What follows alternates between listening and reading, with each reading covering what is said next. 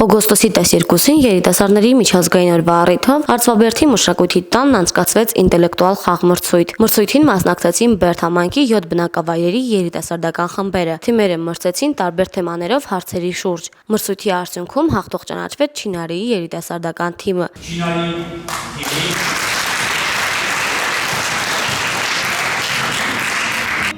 Սահմանները անում են նաև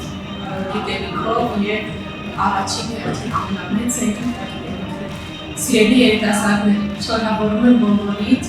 ձեր տոնի կապակցությամբ։ Ցանկանում եմ, որ երբեք չերկնչեք և երազանքների մեջ միշտ շռայլ, քանի որ ամեն ինչ սկսվում է երազանքից։ Միջոցառման մշակութային հատվածն ապահովեցին Արծվաբերդի տաղանդաշատ երեխաները։ Նրանք հանդես եկան երաժշտական և պարային կատարումներով։